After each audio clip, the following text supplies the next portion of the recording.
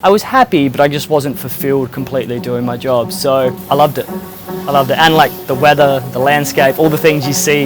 I had a very different experience first moving to Bali. We were just diving so deep into this world of personal development because I love Bali because it gives me a chance to focus on the things that truly matter. One thing I love about coming here is being able to use all the facilities. Open your hands, stand in the light, watch it begin, we're gonna shine. First thing, the first questions and answer, and I would love to know about you is like, how did you end up doing what you do right now here? You know, your background stuff, and until you here. Yeah. It's okay. It's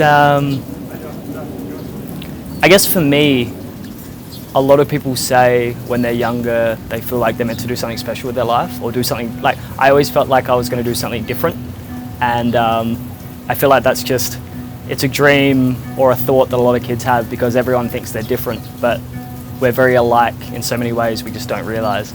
And for me, back at home, my job was bathroom renovations. Done bathroom and house renovations for about 8 years, and it's very much the normal in Australia to get a trade, go through your apprenticeship, and then buy a house, get a girlfriend, have a kid. It's programmed, and that's what you should be doing. There's like almost like, oh, you're 30 now. Oh, you don't have a girlfriend? Like, you don't have a house? Like, why not? And for me, there was always just that little voice that I wasn't happy. I was happy, but I just wasn't fulfilled completely doing my job. So in the last 5 years, I've probably tried 4 or 5 different business models, from marketing, online sales. I actually spoke at high schools for about a year as well. And I just never really felt I'd found that thing. And when I started asking myself better questions, it was interesting for me because there was always someone trying to chase the dollar. I was trying to make a lot of money as quick as I could to go live the life I wanted to. And when I stripped that all back, I was actually in a stage where I was about to buy it was like a superfood smoothie, health bar, coffee, all that. Because I just love people, man. Like I love coffee as well. Like coffee's can I swear? Yeah. Yeah, fucking love coffee. People know me for that too. Yeah. And I was just about to start this franchise, and it would have seen me risking it all to have a business that would see me working 6-7 days a week, and I might not even enjoy doing it because I hadn't done it before. So the thought of like that, the risk and reward didn't make sense to me. So back to like the reason of me trying all these different businesses was to make money. When I flipped that around and was like, what would I do every single day, whether I was paid for it or not? And that was create content. That was to shoot video, photo, mainly video. And it was interesting. I actually get like a little bit of goosebumps now because when I think back to when I was a kid, I loved documentaries. I still love documentaries. And then just to be on the other side of the camera to be able to tell someone else's story is what I love to do. And I didn't know that until I started doing it. So that saw me for 18 months before I came to Bali, just YouTube tutorials. I'd work an 8-9 hour day and I'd come home and watch tutorials and edit videos. I started editing videos for friends, and then that led into work, and it's funny how when we do certain things, it prepares us for something else. So in the 4 or 5 years I was trying different business models, my business skill set grew exponentially. So when I stepped into something I was passionate about, the business side came easy because I already enjoy doing it. Now I just get to apply everything I've been learning over the last 4 or 5 years.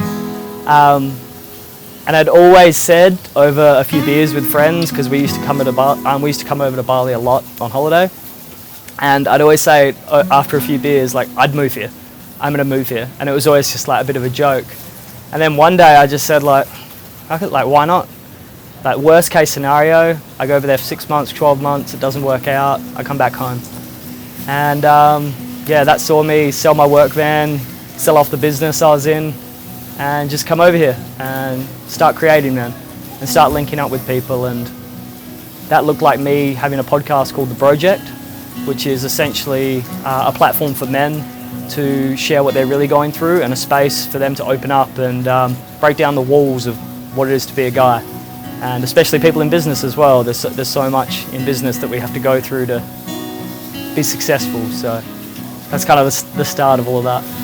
That's amazing. I have something that I'm curious about. Let me write it down so that I don't forget. Yeah. Cool. What actually makes you think like you have to like you should try to live here? You know, what kind of things that makes you want to stay here?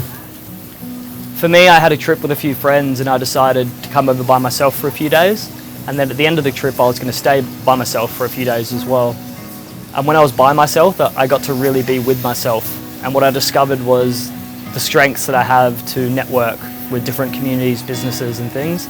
And spending a bit of time mainly down in Canggu at first, I was able to see so many people similar to myself who just want to make shit happen, who are chasing the shit that really lights them up in life as well. And I didn't see that back at home. I saw people going through people sticking to a dogma of having to do a certain thing a certain way for the rest of their life. There's so much free thinking and community and collaboration over here. I loved it. And like the weather, the landscape, all the things you see about Bali, all that on top of it, man. Yeah. I see. Cool. So can you tell me about your first experience of like living here? You know, like 2 years ago. Back then, like what do you do? And what did you do? Who did you meet until like you're here? Sure. I had a very different experience first moving to Bali. Essentially, I lined up working in a hostel in Seminyak, and it was a party hostel, which saw me 6 nights a week. I'd work from 6 p.m. to 12 p.m. and it was like enough to just get free accommodation, free food, scooter. So I was like, cool, I can come over here, no overheads. What I learnt really quickly was how powerful my environment was. Not to say it was a good powerful, in the fact everyone was drinking every night, everyone was just there for 1 or 2 nights, so it was like just party all the time. And that was 21-year-old Mikele's dream, to work in the hostel to do that.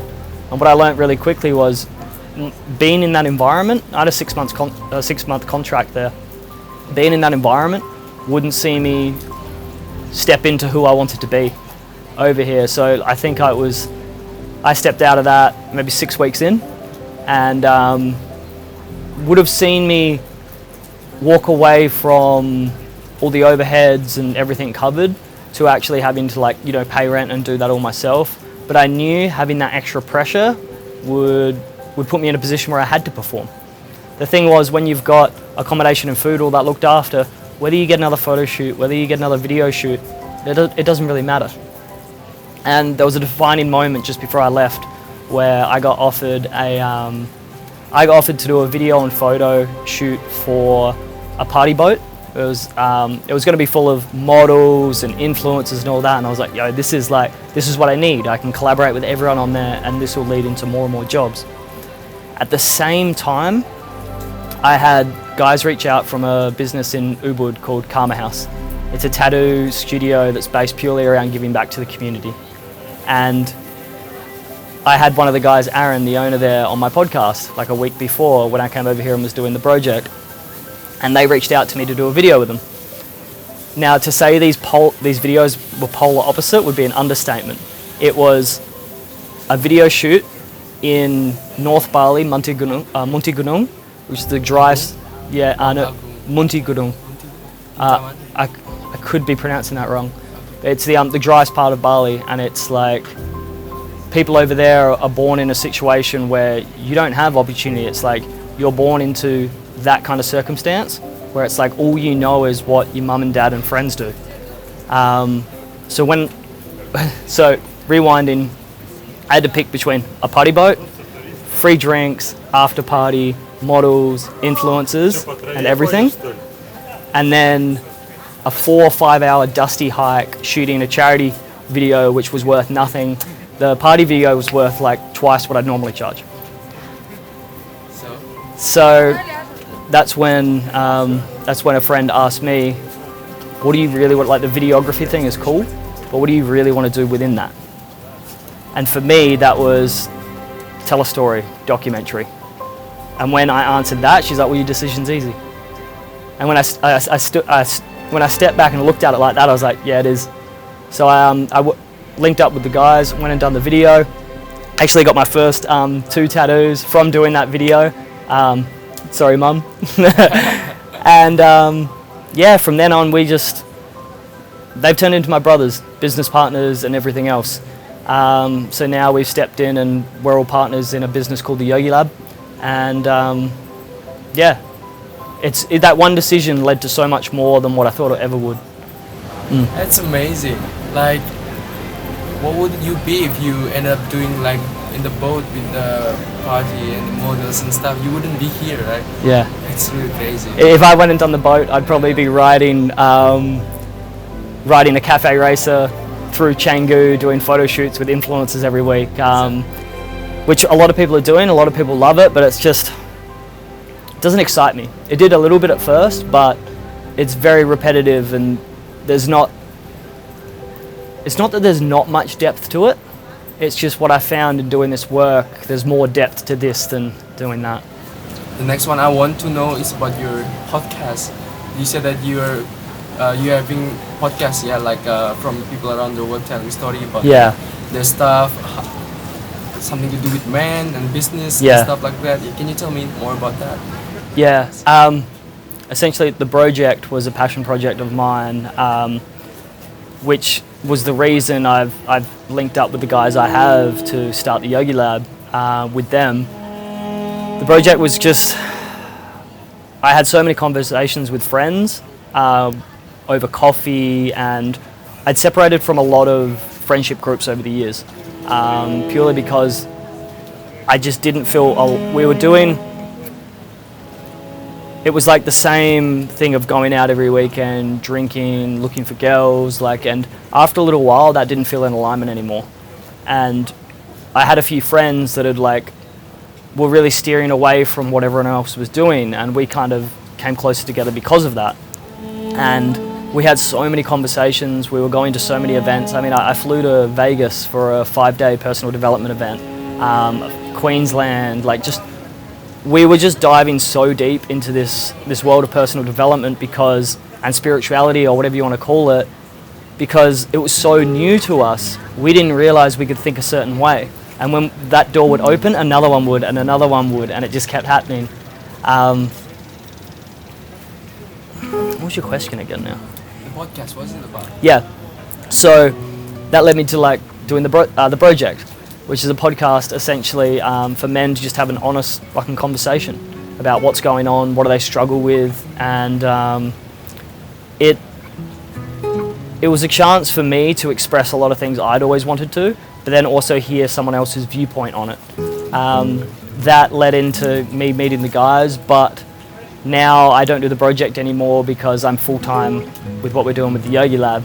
But that's one thing I learnt was, in that short amount of time, when I look at myself trying to start up businesses and make money from it for 3-4 years, and then when I focused on something I was just passionate about and didn't worry about anything else, that led me getting money and turning that into a full-time job to move into Bali. And then when I just reset that whole thing again and started the passion project with the project, it was like, when I followed a passion, every time I done that, new doors would open up and everything else just took care of themselves. That's cool. I like the idea about your podcast, I feel like nowadays people, even people talk to each other, they don't really talk. Yeah. You know what I'm saying? They just talk about the surface. But when you ask about the thing in the interview, maybe in your podcast, they will maybe tell you the thing, the real thing. So something can get their chest off, you know what I'm saying? Yeah, the thing is, when it's just you and another person, it's an intimate setting, and when you can share some shit you've been through, it gives someone else permission to share what they've been through as well. Yeah. And it's also like a lot of people don't realize how affected we are by having our phones around. Because when you've got cameras on you or a microphone on you, it's like it's just you and the other person. So when you take that away, you can actually dive deeper than what you normally would. And I mean, my girlfriend calls me out all the time on being on my phone too much. So for me to say that is contradictory a little bit. Yeah. If she's watching this, she'd be like thinking like, "Are you kidding me? You're always on your phone." Alright, cool. We move up to the next question. Okay, can you like describe a bit of yourself that makes you suitable living here? You know, maybe you said it to me yourself like maybe you wanted to give chance to Bali to live like 6 months, but like you ended up here like for 2 years. So that means like you a bit suitable here. You know what I'm saying? Yeah. So can you describe a bit? Why did I stay? Yeah. Kind of thing. Yeah. More than a deeper level, like maybe you like adventures or like you like chill person. I don't know. I love Bali. I love Bali because it gives me a chance to focus on the things that truly matter. Like I'm able now to spend all my most of the money I spend on myself, my health, my nutrition, my mental mindset, like diving into different practices and experiencing new modalities from different people around the island allows me to just focus on myself and just take more time. Some of the other things here are just like the weather. Like I'm a summer person. I love to be outside all the time. I used to hate winter back at home. So that for me is just like, why wouldn't I be here? Amazing. Okay. So basically, from I heard about you, like this place gives chance for you to, you know, scratch that itch that I prefer. Like you have that itch, like I want to be videographer. You know. Yeah. I want to pursue the dreams that I've always had before, and then like you came here and then you know, you scratched it and you liked it. Yeah. So something like that. Yeah. All right. The next thing is like you obviously have a day off here, or you just work every day. Today your day off. Sunday is my day off. Okay. Cool. Yeah. So if you hadn't had this interview, what would you do in your normal day off?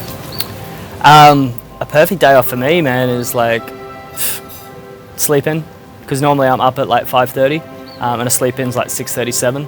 I'd go to the gym and just really take my time, just work through my programs that I run, do a little bit of cardio, go down to the beach and do some hill sprints, things like that.